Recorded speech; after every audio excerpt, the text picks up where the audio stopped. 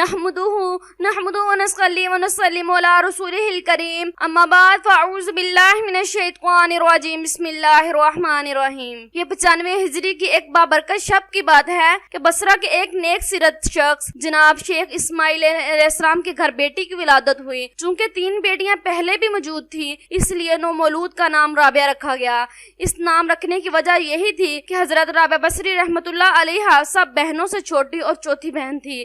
شیخ اسماعیل علیہ السلام ایک سفید پوش شخص تھے۔ گھر میں تنگ دستی کا عالم تھا۔ غربت اور اسرت کی ان دونوں میں بیٹی کی ولادت ہوئی تو حالت یہ تھی کہ گھر میں چراغ جلانے کے لیے تیل تک موجود نہ تھا جس سے روشنی کا اہتمام کر لیا جائے۔ انہوں نے کبھی کسی کے آگے دستے سوال دراز نہ کیا تھا۔ گھر کی اس حالت کو دیکھ کر حضرت رابعہ بصری رحمۃ اللہ علیہ کی والد ماجدہ نے آپ کے والد ماجد سے کہا کہ فلاں ہمسائے سے تھوڑا سا قرض لے لیں تاکہ ضرورت کی چیزیں لا سکیں۔ آپ کے والد ماجد نے اس بات کا عہد کر رکھا تھا کہ سوائے اللہ تعالیٰ کے کبھی کسی سے کچھ نہیں مانگے، مگر چونکہ معاملہ ایسا آن پڑا تھا کہ اب اس کے سوا کوئی چارہ دکھائی نہیں دیا تھا کہ کسی سے قرض لے لیا جائے۔ چنانچہ بادل نخواستہ نصف شب کے وقت گھر سے نکلے اور ہمسائے کا دروازہ کھٹکھٹایا۔ ہمسایہ گہری نیند میں سویا ہوا تھا اس لیے اندر سے کوئی جواب نہ آیا۔ دل گرفتہ ہو کر چکے سے واپس اپنے گھر آ گئے اور پریشانی کے عالم میں سو گئے۔ دعا میں ان کو حضرت محمد صلی اللہ علیہ وآلہ وسلم کی زیارت نصیب ہوئی۔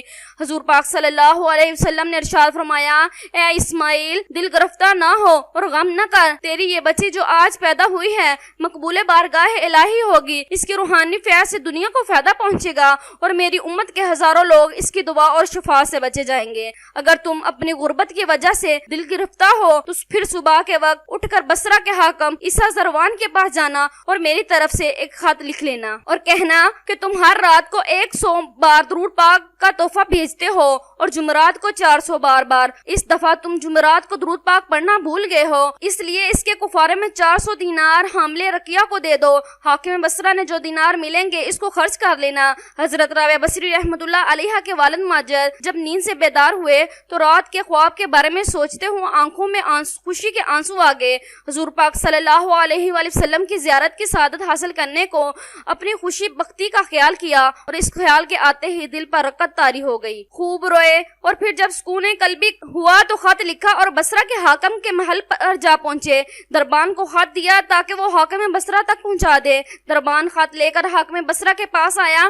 شیخ اسماعیل رحمۃ اللہ علیہ کا لایا ہوا خط جب پیش کیا، حاکم بصرہ نے جب خط پڑھا تو اس کی خوشی کی کوئی انتہا نہ رہی۔ پوچھا کہ خط لے کر آنے والا معزز شخص کہاں ہے؟ دربان نے کہا وہ باہر محل کے دروازے پر کھڑا ہے۔ یہ سنتے ہی حاکم بصرہ دیوانہ وار باہر دروازے کی طرف بھاگا اور شیخ اسماعیل رحمۃ اللہ علیہ کو سینے سے لگا لیا، ان کے ہاتھوں کو بوسہ دیا۔ دل پر رقت کے باعث آنکھوں میں آنسو آ گئے۔ کہا اللہ تعالیٰ آپ کو جزائے خیر دے کہ آپ کی وجہ سے حضور پاک صلی اللہ علیہ وآلہ وسلم نے مجھے یاد فرمایا ہے۔ اس کے بعد اس نے بڑی خوشی کے ساتھ 400 دینار شیخ اسماعیل علیہ السلام کو پیش کیے اور اس خوشی میں کہ آپ حضرت محمد صلی اللہ علیہ وسلم نے ان کو یاد کیا ہے 10,000 دینار بطور شکرانہ غربا اور فقراء میں تقسیم کیے۔